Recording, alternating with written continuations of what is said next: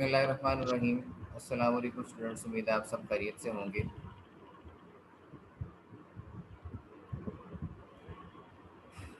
Today हमारा जो topic है वो चैलेंजेस पे हम बात करेंगे।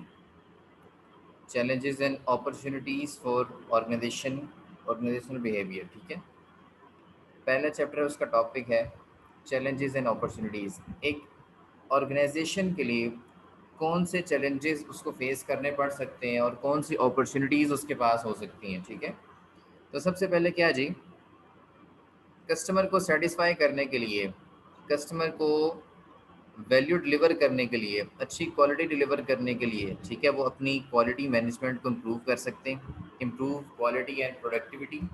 सबसे पहले अपनी मैनेजमेंट की क्वालिटी को इम्प्रूव करें। ठीक है, तमाम मामला जो इदारे के अंदर जो है मैनेज होने चाहिए, जिस तरीके से वो उसी तरीके से हों। ठीक है, टाइमली जो है चीज़ों को मैनेज किया जाए, एफिशिएंसी और इफेक्टिवनेस होनी चाहिए। जितने टाइम में काम होना चाहिए उससे ज़्यादा टाइम ना लिया जाए। ठीक है, जो आइडल कैपेसिटी है उसको यूटिलाइज़ किया जाए। आपके जो लेबर है, आपका जो अमला है, वो फारिग ना बैठे, आप जो है क्वालिटी वर्क करवाएं उनसे। ठीक है, और उसके बाद प्रोसेस री इंजीनियरिंग। इंजीनियरिंग से मुराद क्या होता है? बेसिकली एक तामीरी काम को हम इंजीनियरिंग कहते हैं। अब री इंजीनियरिंग से मुराद क्या है कि दोबारा से उस काम को, मतलब दोबारा से डिज़ाइन करना, रीडिज़ाइनिंग करना, कोई इनिशिएटिव लेना। ठीक है, अगर प्रोसेस आपको पता है कि अगर ऐसा प्रोसेस जो आपने पहले से डिज़ाइन किया हुआ है वो आपको जो है आउटपुट उस तरीके से नहीं दे रहा जिस तरह से आपके इदारे की एक्सपेक्टेशंस थी, वो आपके गोल्स को अचीव करने के लिए, मीट करने के लिए आपको फैसिलिटेट नहीं कर रहा प्रोसेस, तो आपको क्या करना पड़ेगा? प्रोसेस री इंजीनियरिंग करनी पड़ेगी। यानी कि प्रोसेस को दोबारा से, वो जो वर्क का फ्लो है उसको चेंज करना पड़ेगा, प्रोसेस को रीडिज़ाइन करना पड़ेगा ताकि चीज़ें जिस तरह से परफॉर्म होनी चाहिए उसी तरह से परफॉर्म हो। नेक्स्ट पॉइंट हमारे पास यहाँ पे चैलेंज हमें जो फेस करना पड़ता है, जो बहुत सारे इदारे हैं उनको ये जो डिफ़िकल्टी फेस करनी पड़ती है वो लेबर शॉर्टेज की है। ठीक है, लेबर बेसिकली जो है एक परमानेंट एम्प्लॉय नहीं होता इदारे का, उसको जहाँ से ज़्यादा पैसे मिलेंगे वहाँ मूव कर जाएगा। ठीक है, तो लेबर को अपने पास रखना, अपने पास मुस्तकिल तौर पे अपने पास बिठा के रखना बड़ा मुश्किल काम है। ठीक है, आज एक बंदा आया है, कल नहीं आता, कोई कोई पता नहीं है उसका। ठीक है, लेकिन जो एक सैलरीड पर्सन होता है वो तो बाउंड होता है ना, उसको महीने की सैलरी मिलनी होती है, उसका डेली बेसिस पे आना होता है। लेकिन लेबर को संभाल के रखना बहुत मुश्किल काम है। तो ये एक बेसिकली बहुत बड़ा चैलेंज है तमाम इदारों के लिए, ऑर्गेनाइजेशंस के लिए, वो लेबर की शॉर्टेज को फेस करते हैं। ठीक है, चेंजिंग वर्क फोर्स डेमोग्राफिक्स। ठीक है, अपने वर्क के जो एरियाज़ हैं उनको चेंज किया जाए। ठीक है, फ्यूअर स्किल्ड लेबर्स, और आप जो है, जो आपके पास जो वर्कर्स हैं उनको स्किल्ड किया जाए। ठीक है, अगर आपके पास स्किल्ड वर्कर्स नहीं होंगे, लेबर नहीं होगी, तो आप जो है काम को सही तरीके से परफॉर्म नहीं कर पाएंगे, परफॉर्मेंस नहीं आएगी, क्वालिटी नहीं आएगी चीज़ों में। ठीक है, तो लेबर को स्किल्ड करना आपके सामने ये भी एक चैलेंज है। ठीक है, उसके बाद early retirements and older workers. अब बाज़ वक़्त ऐसा होता है कि बहुत सारे कंपेनेंट लोग होते हैं, कंपेनेंट वर्कर्स होते हैं, लेकिन वो अर्ली रिटायरमेंट ले लेते हैं, जिसकी वजह से इदारे को बड़ा जो है वो एक नुकसान देखना पड़ता है परफॉर्मेंस की सूरत में। परफॉर्मेंस जब डाउन हो जाती है उनके जाने से, और उनके बाद जो लोग हैं वो या तो अनस्किल्ड हैं या फिर बहुत ही ओल्ड है, हो चुके हैं, बूढ़े हो चुके हैं। वो काम उस तरह से, जिस तरह से एक यंग मैन एनर्जी को यूज़ करके एनर्जेटिक होता है उस तरह से काम परफॉर्म करता है, उस तरह से वो ओल्डर जो वर्कर्स होते हैं वो उस तरह से परफॉर्म नहीं कर पाते। तो ये डिफरेंट किस्म के चैलेंजेस हैं जो कि इदारे को, ऑर्गेनाइजेशन को फेस करने पड़ सकते हैं। ठीक है, उसके बाद इम्प्रूविंग कस्टमर सर्विस। ठीक है, इदारे के पास एक अपॉर्चुनिटी, पहले तो था आपका चैलेंज था ना लेबर शॉर्टेज का, अब ये बेसिकली एक अपॉर्चुनिटी है। Improving customer service, customer service को आप इम्प्रूव करके कस्टमर को काफ़ी अरसे तक अपने साथ आप रिटेन कर सकते हैं। ठीक है, कस्टमर अगर लॉयल है तो आपके पास ही दोबारा चीज़ को ख़रीदने आएगा, दूसरे जो है बिज़नेस में जो है वो इन्वॉल्व नहीं होगा, कहीं और जाके चीज़ को नहीं ख़रीदेगा। ठीक है, तो कस्टमर को सेटिस्फाई करना एक इदारे की, ऑर्गेनाइजेशन की एक फ़र्स्ट प्रायोरिटी होनी चाहिए। कहता है जी, increase expectations of service quality. Customer देखें, कस्टमर एक दुकान पे आता है, वो आपको 1000 रुपीज़ देता है और कोई चीज़ आपसे ले रहा है। अब उसके जहन में क्या चल रहा है? उसके जहन में ये चल रहा है कि ये मैंने जो 1000 रुपया इसकी जो कंसिड्रेशन मैंने पे की है, इन इस 1000 के बदले में मुझे इतनी ही क्वालिटी की चीज़ मिलनी चाहिए। ऐसा ना हो कि मुझे 600-700 वाली चीज़ मिल जाए और मैं 1000 रुपये पे करूँ। यानी कि कस्टमर की एक परसेप्शन होती है ना कि मैंने जितना पे किया है मुझे उसके इक्वल जो है क्वालिटी मिलनी चाहिए। तो आपने क्या करना है, इदारे ने क्या करना है, बल्कि इक्वल नहीं, उससे बढ़ के आपने उसको क्वालिटी प्रोवाइड करनी, ताकि कस्टमर जो है आपके साथ एक लॉन्ग टर्म पीरियड के लिए जो है रिटेन रहे। ठीक है, आपने जो क्वालिटी है उसको इन्हांस कर देना, जितना कस्टमर सोच रहा है उससे भी ज़्यादा उसको क्वालिटी दें। ठीक है, उसके बाद कस्टमर रिस्पॉन्सिव कल्चर्स। हर किस्म का जो कस्टमर है वो एक ही तहजीब से, एक ही कल्चर से जो बिलोंग नहीं करता, डिफरेंट इलाकों से होते हैं, डिफरेंट नस्लें हैं, ज़ातें हैं, डिफरेंट उनके जो है रिवाज हैं, रस्म व रिवाज है, पहनना ओढ़ना, ठीक है, खाना पीना उनका डिफरेंट है सब कुछ। ठीक है, लेकिन जैसे जैसे इलाका चेंज होता है आपकी लैंग्वेज लहजे भी चेंज हो जाते हैं। तो कस्टमर के जो कल्चर्स हैं, उनकी सकाफ़त जो है, तहजीब जो है, उसको भी आपने मद्देनज़र रखना है और उसके मुताबिक उनको चीज़ डिलीवर करनी है। फॉर एग्ज़ाम्पल अगर मैं मिसाल दूँ आपको, इंडिया में एक दफ़ा ना मैकडॉनल्ड जब खुला तो उसमें ना उन्होंने जो था ना बीफ वहाँ प्रोवाइड करना शुरू कर दिया। अब आपको तो पता है वो इंडिया में गाय माता बहुत मतलब इस तरह से चलता है, उसकी वो पूजा करते हैं, उसको अपना खुदा मानते हैं। जब मैकडॉनल्ड में इस तरह से हुआ कि उन्होंने बीफ वहाँ पे जो है ना बीफ के बर्गर्स वगैरह बना के देने शुरू कर दिए, तो वहाँ पे जो है लोगों ने आके, जो शिद्दत पसंद इंतहा पसंद लोग थे, उन्होंने आके जो है मैकडॉनल्ड को जो है वो तबाह कर दिया। ठीक है, उसको आग लगा दी, बिल्डिंग को सारा जो है उसको ख़राब कर दिया। अब ये क्यों हुआ? क्योंकि वहाँ पे कस्टमर के जो कल्चर था उसको नहीं फॉलो किया जा रहा था। मैकडॉनल्ड वहाँ पे फेल इस वजह से हुआ कि कस्टमर के कल्चर को फॉलो नहीं किया जा रहा था। अगर यही मैकडॉनल्ड जो है वो जो बीफ था, ये एक मुस्लिम कंट्री में, मुस्लिम इलाके में होता, तो ये कभी जो है वो फेलियर का जो है सामना ना करता मैकडॉनल्ड। ठीक है, तो आपको कस्टमर के कल्चर का, उसकी सकाफ़त का, उसकी तहज़ीब का उसको देखना चाहिए कि कस्टमर जो है क्या चाह रहा है, क्या पसंद करता है, उसका टेस्ट क्या है, उसकी प्रेफरेंसेस क्या हैं। ठीक है, तो ये आपके लिए एक अपॉर्चुनिटी भी बन सकती है और चैलेंज भी बन सकता है। ठीक है, कि अगर आप नहीं पूरी कर रहे, उसके कल्चर को नहीं देख रहे, सर्विस क्वालिटी नहीं दे रहे, तो आपके लिए एक चैलेंज है। ठीक है, आप इसको किस तरह से पूरा करेंगे? अपॉर्चुनिटी क्या है कि अगर आप ये चीज़ें कर जाते हैं, आप उसको कल्चर के मुताबिक चीज़ दे देते हैं, सर्विस क्वालिटी दे देते हैं, तो अपॉर्चुनिटी ये है कि आप इससे फिर ज़्यादा से ज़्यादा अपना रेवेन्यू जो है इंक्रीज़ कर सकते हैं, या जो है वो बढ़ा सकते हैं। नेक्स्ट इसमें हम देखते हैं जी कि इदारे में मज़ीद कौन सी चीज़ें हैं जो हम इसमें डिस्कस कर सकते हैं। नेक्स्ट कहते हैं जी, what is quality management? What is quality management? ठीक है, तो क्वालिटी मैनेजमेंट से क्या मुराद है कि मैनेजमेंट को हम किस तरह से, वो जो हमने पहले पॉइंट पढ़ा था ना, उसी को आगे जो है वो डिटेल उसकी एक्सप्लेन कर रहा है कि what is quality management. Management को किस तरह से क्वालिटी बनाया जा सकता है, क्वालिटी मैनेजमेंट किस तरह से हो सकती है। कहते हैं intense focus on the customer. आपका जो फोकस होना चाहिए ना, ठीक है, वो किस पे होना चाहिए? कस्टमर के ऊपर होना चाहिए। कस्टमर का टेस्ट क्या है, कस्टमर की प्रेफरेंसेस क्या है, ठीक है, कस्टमर जो है वो क्या चाहता है, कस्टमर का कल्चर क्या है, किस तहजीब से, किस सकाफत से ताल्लुक़ रखता है कस्टमर, इसके ऊपर आपका फोकस होना चाहिए। Concern for the continuous improvement. ठीक है, ऐसा ना हो कि आप एक लेवल अचीव करने के बाद उसके बाद सो जाएं, ऐसा ना हो। इम्प्रूवमेंट कंटिन्यूस होनी चाहिए, मुस्तकिल तौर पे आप इम्प्रूव करने की कोशिश करते रहें अपने आप को। ठीक है, इदारे को अपने आप को मुस्तकिल तौर पे वक्त के साथ साथ, ट्रेंड जैसे चेंज हो रहा है, मार्केट के हालात जैसे कंडीशंस चेंज हो रही हैं, कस्टमर्स की प्रेफरेंसेस चेंज हो रही हैं, उनकी परसेप्शन चेंज हो रहे हैं, उनके टेस्ट चेंज हो रहे हैं, उसके साथ साथ चलते इदारे को भी अपने आप को मज़ीद इम्प्रूव करना चाहिए इन्हीं चीज़ों के अकॉर्डिंग। उसके बाद improvement in quality of everything the organisation does. इदारे के अंदर जो भी काम हो रहा है, ठीक है, वो उसके अंदर क्वालिटी होनी चाहिए। ठीक है, हर चीज़ को क्वालिटी बनाया जाए। अब हम मैनेजमेंट की बात करें, हम प्रोडक्ट की बात करें, ठीक है, या किसी भी वर्क फ्लो की बात करें, तो हर चीज़ में क्वालिटी नज़र आनी चाहिए। ठीक है, उसके बाद एक्यूरेट मेजरमेंट। हम चीज़ों को जब मेजर करें, ठीक है, तो उसको हम सही वे में मेजर करें, सही से मेजर करें। ऐसा ना हो कि हमारे जो एस्टिमेट्स हैं, हमारे जो बजट्स हैं, वो एक्चुअल कुछ और हों, हमारी मेजरमेंट जो हमने कर रहे हैं, जो पहले से कर रहे हैं, वो बहुत उसमें डिफरेंस हो। ठीक है, तो एक्यूरेटली आप चीज़ों को मेजर करें। ठीक है, एक्यूरेटली बजट्स बनाएं, एस्टिमेट करें चीज़ों का।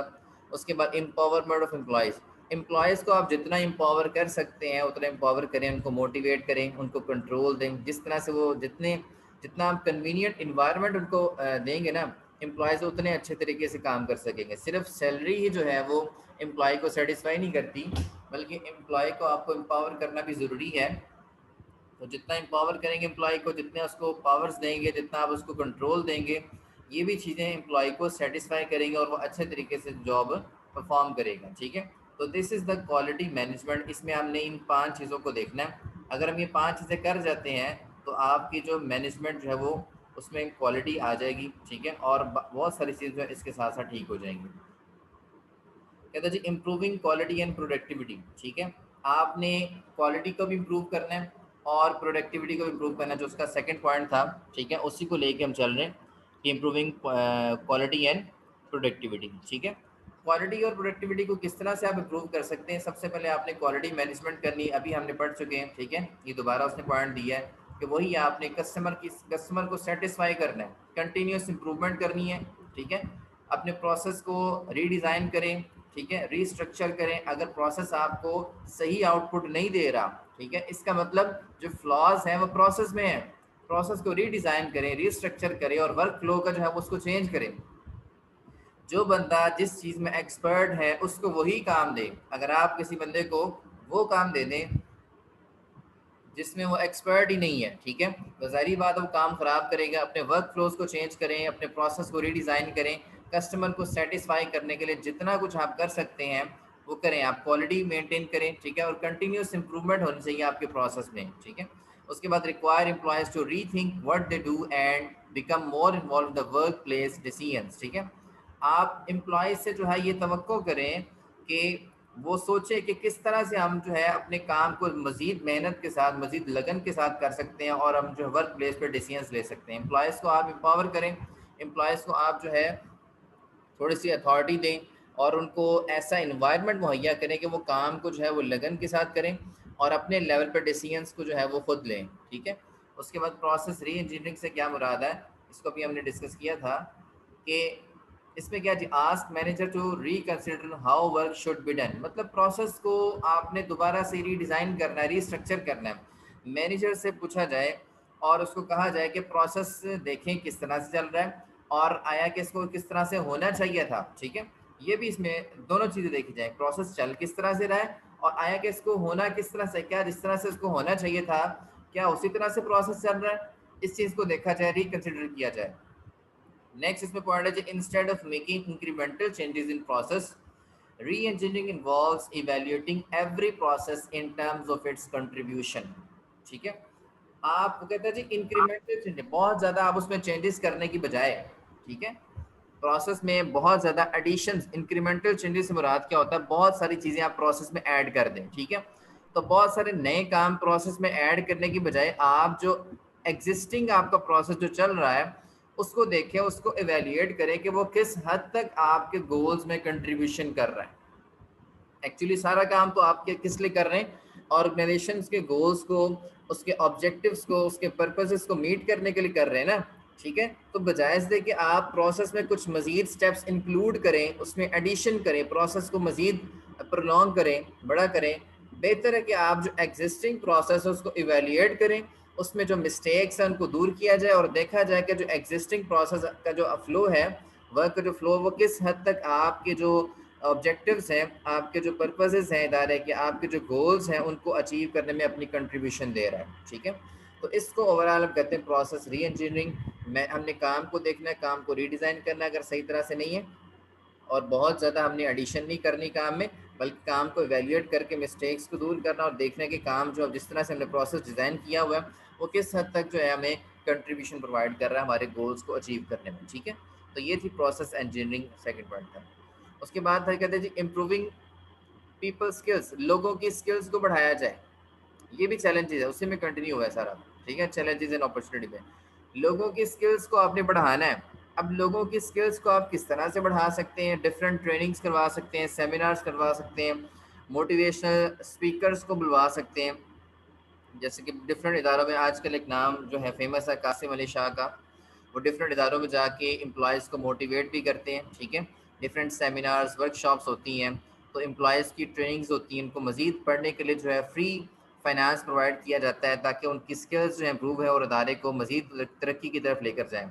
एम्पावरिंग पीपल का मतलब क्या है? लोगों को आप पावर्स दें, ठीक है? लोगों को आप कंट्रोल दें, लोगों को आप अथॉरिटी दें उनके लेवल पे, ठीक है? ताकि अपने लेवल पे वो खुद डिसीजंस ले सकें। जैसे एक अथॉरिटी का एक लेवल होता है ना, लेजिस फेयर, आपने पढ़े होंगे।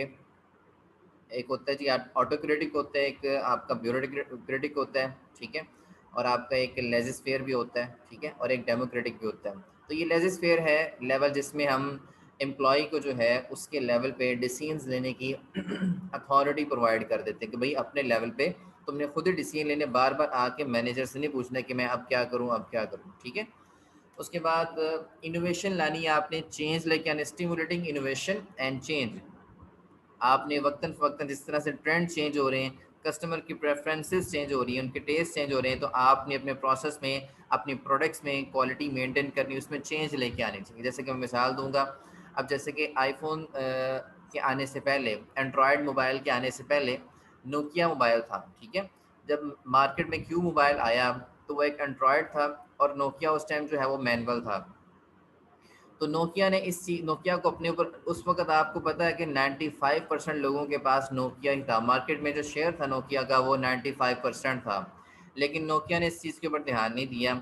अब जब मार्केट में हर बंदे ने वो एंड्रॉयड मोबाइल पे चला गया, उस वक्त जाके नोकिया को होश आई जब उसका मार्केट में शेयर सिर्फ 5% रह चुका था। 95% जो लोग हैं वो एंड्रॉयड मोबाइल की तरफ जो है वो मूव कर चुके थे, ठीक है? तो ये बेसिकली आपको इसके साथ देखना है कि इनोवेशन लानी है, चेंज वक्त के साथ साथ जो चीज़ें चेंज हो रही हैं, अगर आप अपने आप को चेंज नहीं करेंगे तो आपको फेलियर का सामना करना पड़ सकता है, जैसे नोकिया को करना पड़ा था जब एंड्रॉयड मोबाइल आया था, ठीक है? उसके बाद कॉपिंग विद टेम्परेरीनेस, ठीक है? जो टेम्परेरीनेस है, आर्जी तौर पर जो चीज़ें हैं, ठीक है, उनको आप कॉप अप करें, ठीक है? उनके ऊपर आप जो है वो उस कंट्रोल मेंटेन करें। उसके बाद working in the network organisation, ठीक है? ऐसे अदारे में आप जो है वर्क करें जो कि नेटवर्क हो, सारे लोग एक दूसरे के साथ मिलकर काम कर रहे हों, ठीक है? एक दूसरे के साथ इफेक्टिव कम्युनिकेशन चैनल्स हों, यानी कि एक दूसरे के साथ इंटरडिपेंडेंसी हो, ठीक है? मिलजुल के काम कर रहे हैं और वर्क का जो फ्लो है वो मतलब बेहतर तरीके से होना चाहिए। एक दफ़ा नहीं बल्कि कई दफ़ा जो है वो काम को चेक किया जाए ताकि उसमें जो अगर कोई मिस्टेक्स हैं उसको, यानी कि ऐसे कंट्रोल्स लगाए जाएँ कि काम को बार बार रीचेक किया जाए और उसमें कोई गलती का चांस बाकी ना रह जाए। इसके बाद helping employees balance work life conflicts, ठीक है? आपने एम्प्लॉयज़ की जो हेल्प करनी है, ठीक है? ताकि जो उनके रूटीन के मामलात हैं, ठीक है, वो बैलेंस तरीके से चले, उनका जो वर्क फ्लो है वो बैलेंस हो और उनके जो आप जो उनकी अपनी निजी ज़िंदगी है, ठीक है, उसमें जो मामला कन्फ्लिक्ट्स हैं, ये जो ऑफिस वर्क प्लेस पर जो कन्फ्लिक्ट्स हैं, ये जो डिस्प्यूट्स हैं, लड़ाई झगड़े हैं, जो कन्फ्लिक्ट्स हैं, उनको दूर करने की कोशिश की जाए। उसके बाद इम्प्रूविंग एथिकल बिहेवियर, ठीक है? तमाम एम्प्लॉयज़ को आप इंस्ट्रक्शंस दें कि वो अपना बिहेवियर जो है वो बेहतर रखें, अखलाकियात को मेंटेन करें, ठीक है? अगर कोई किसी भी नस्ल ज़ात से ताल्लुक़ रखता है, किसी भी इलाके से है, ठीक है? या कोई भी उसका रंग है या वो किसी भी मज़हब से ताल्लुक़ रखता है, लेकिन वर्क प्लेस पे सारे जो हैं इक्वल हैं, ठीक है?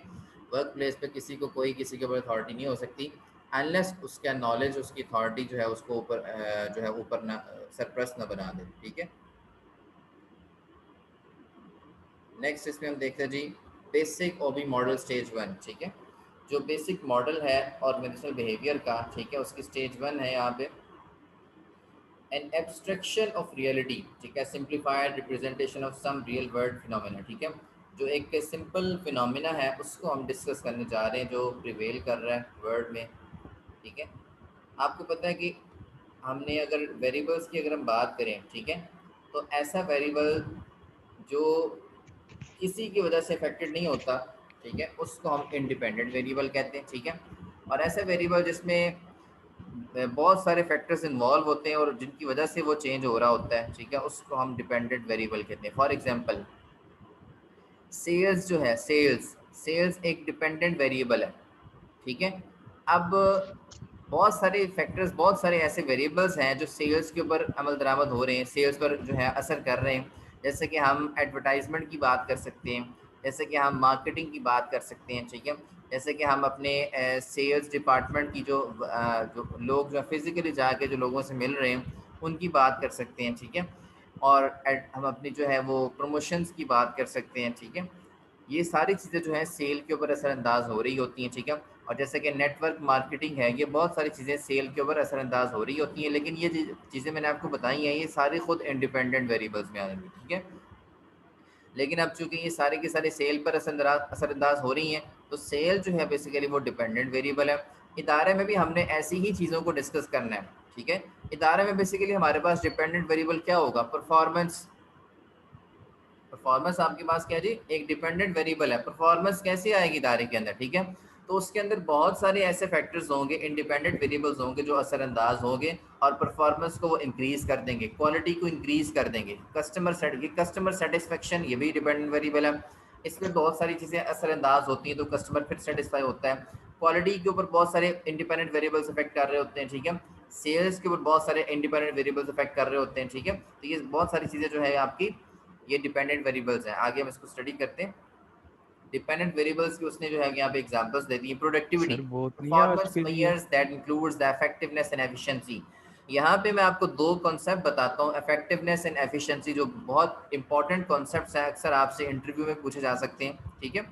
इफेक्टिवनेस बेसिकली होता है कि अगर आपको कहा गया है ना कि 1 घंटे के अंदर आपने ये काम कंप्लीट करना है, ठीक है, और आप वाकई 1 घंटे के अंदर वो काम कंप्लीट कर लें, तो यू आर इफेक्टिव, ठीक है। आपने इफेक्टिवली जो है अपने गोल को, अपने वर्क को अकॉम्प्लिश किया है, कंप्लीट किया है, ठीक है। एफिशिएंसी क्या होगी, एफिशिएंसी ये है कि आपको कहा गया जी आपने 1 घंटे के अंदर काम करना है, लेकिन आपने जो है 50 मिनट के अंदर वो काम कर लिया, ठीक है। आउटपुट उतनी है, या 50 मिनट आपने कम से कम इनपुट लगाई, ठीक है। यूँ इसको याद रख लें कि मिनिमम इनपुट डिप्लॉय करके आप मैक्सिमम आउटपुट को अटेन करें, अचीव करें, तो इसको हम क्या कहते हैं जी, एफिशिएंसी कहते हैं। यानी कि मिनिमम रिसोर्सेज का इस्तेमाल करते हुए मैक्सिमम आउटपुट को आप हासिल करें, इसको हम एफिशिएंसी कहेंगे, ठीक है। और इफेक्टिवनेस क्या होगी कि गिवन टाइम में अगर आपने कोई काम कंप्लीट कर लिया है, तो इसका मतलब आपने इफेक्टिवनेस शो की है। तो प्रोडक्टिविटी जो है वो इन्हीं वेरिएबल से जो मेजर की जाती है, ठीक है। प्रोडक्टिविटी आपका एक डिपेंडेंट वेरिएबल है जो कि इफेक्टिवनेस एफिशिएंसी से जो है उसको हम मेजर कर सकते हैं, ठीक है। उसके बाद एब्सेंटीज़म में डिपेंडेंट वेरिएबल्स हैं कि एम्प्लॉय जो है वो काम पर नहीं आते, छुट्टियां करते हैं, ठीक है।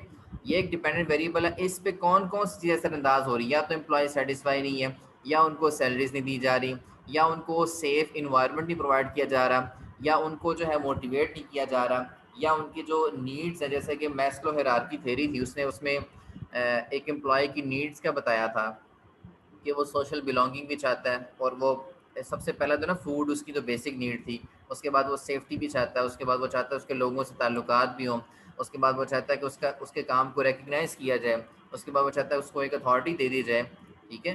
तो ये सारी उसकी नीड होती हैं। ज़ाहिर बात है कोई ना कोई नीड उसकी पूरी नहीं हो रही, जिसकी वजह से वो जो है मतलब काम पर नहीं आ रहा है, काम को ध्यान नहीं दे रहा है, तो इसको भी हमें देखना है। टर्नओवर से मुराद क्या होता है कि रज़ाकाराना तौर पर या गैर रज़ाकाराना तौर पर जो है परमानेंट विड्रॉल हो जाए ऑर्गेनाइजेशन से, ठीक है।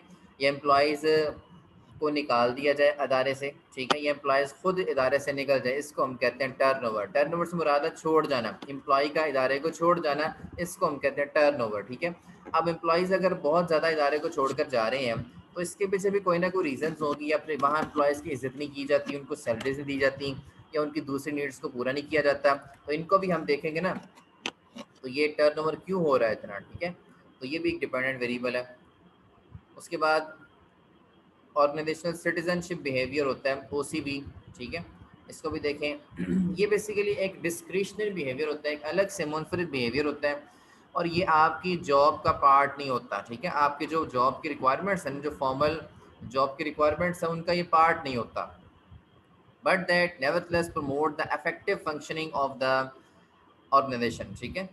और ये प्रमोट नहीं करता, ऐसा नहीं कि ये प्रमोट नहीं करता आपकी इफेक्टिव फंक्शनिंग को, लेकिन ये आपकी जॉब का पार्ट नहीं होता, ठीक है।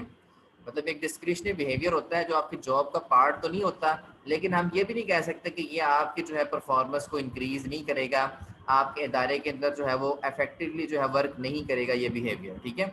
इसको हम कहते हैं ऑर्गेनाइजेशनल सिटीजनशिप बिहेवियर। नेक्स्ट हम देखते हैं जॉब सेटिस्फेक्शन, एक डिपेंडेंट वेरिएबल सर है। बस अब बहुत है बहुत आज सारी के हमने लिए। डिस्कशन यहाँ पे की है कि जॉब अब उसमें जो है इसको वाइंड अप कर रहे हैं हम। जॉब सेटिस्फेक्शन भी एक आपका डिपेंडेंट वेरिएबल है, ठीक है। अब इस पे कौन कौन सी असरअंदाज हो सकते हैं हमने अभी काफ़ी डिस्कस की हैं कि यहाँ पे कहता है एक जनरल एटीट्यूड है टूवर्ड्स वन जॉब, ठीक है। एक बंदा एक काम कर रहा है, उस काम को करने के लिए उसका एटीट्यूड क्या होना चाहिए, ये क्या है, ठीक है। अगर वो लगन से मेहनत से काम कर रहा है, इसका मतलब क्या है कि वो सेटिस्फाई अपनी जॉब से। अगर वो छुट्टियां कर रहा है, ये इदारा छोड़ जाता है, ठीक है, या सही तरीके से काम नहीं कर रहा, या इफेक्टिवनेस शो नहीं कर रहा, एफिशिएंसी शो नहीं कर रहा, इसका मतलब वो सेटिस्फाई नहीं है अपनी जॉब से। The difference between the amount of reward workers receive and the amount they believe they should receive, ठीक है।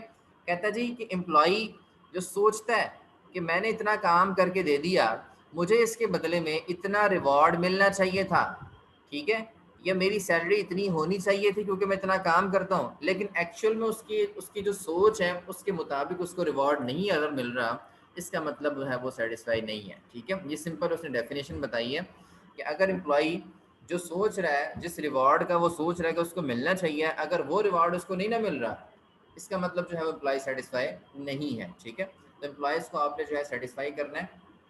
इसमें बहुत सारे फैक्टर्स जो है हम डिस्कस अभी कर चुके हैं, और ये सारी चीज़ें जो हम डिस्कस कर रहे हैं ये सारी की सारी आपकी परफॉर्मेंस पे इफेक्टिव होंगी, ठीक है। ये सारी चीज़ें अगर टर्नओवर आपकी कम होगी, एम्प्लॉय जॉब से सेटिस्फाई होंगे, ठीक है, और एब्सेंटीज़म कम होगी, ठीक है, एफिशिएंसी होगी, इफेक्टिवनेस होगी, तो ओवरऑल आपकी इदारे की जो परफॉर्मेंस है वो इंक्रीज़ हो जाएगी। जब इदारे की परफॉर्मेंस इंक्रीज़ हो जाएगी तो आपका इदारा जो है वो मज़ीद जो है वो तरक्की करेगा, आपकी रेवेन्यूज़ वगैरह जो प्रॉफिट्स है वो इंक्रीज़ होंगे, ठीक है, और आपका मार्केट में एक इमेज बन जाएगा। लास्ट सर ये आपके पास इसमें इंडिपेंडेंट और डिपेंडेंट वेरिएबल्स का आपको बताया गया है, ठीक है, कि इंडिपेंडेंट वेरिएबल्स क्या है, presume cause of some change in the dependent variable, ठीक है। इंडिपेंडेंट वेरिएबल्स वो होते हैं जो कि डिपेंडेंट वेरिएबल में कुछ चेंज ला सकें, ठीक है। जैसे कि सेल की मिसाल दी थी मैंने आपको, ठीक है, कि सेल एक डिपेंडेंट वेरिएबल है। तो इंडिपेंडेंट वेरिएबल क्या होंगे, वो ऐसे वेरिएबल्स होंगे जो सेल में चेंज ला, जैसे कि एडवर्टाइजमेंट है, ठीक है, जैसे कि प्रमोशन है, पब्लिसिटी है, मार्केटिंग है, ठीक है। ये सारे जो इंडिपेंडेंट वेरिएबल्स है जो कि डिपेंडेंट वेरिएबल सेल्स में चेंज ला रहे हैं, ठीक है। तो ऐसे वेरिएबल्स जो कि डिपेंडेंट वेरिएबल में चेंज लाएं उनको हम इंडिपेंडेंट वेरिएबल्स कहते हैं, ठीक है। ये आप इसने आपको एक स्केच बना के दिया हुआ है, ठीक है। इनको आप देखिए, सारे जो है वो इंडिपेंडेंट वेरिएबल्स बहुत ज़्यादा हो सकते हैं, ठीक है। लेकिन डिपेंडेंट वेरिएबल जो है वो थोड़े होते हैं, लेकिन इंडिपेंडेंट वेरिएबल्स काफ़ी ज़्यादा हो सकते हैं इदारे के अंदर, ठीक है। तो that's all about today's topic, our first chapter is completed. So यहाँ तक अगर आपको क्वेश्चन है तो आप लोग डिस्कस कर सकते हैं। Thank you very much.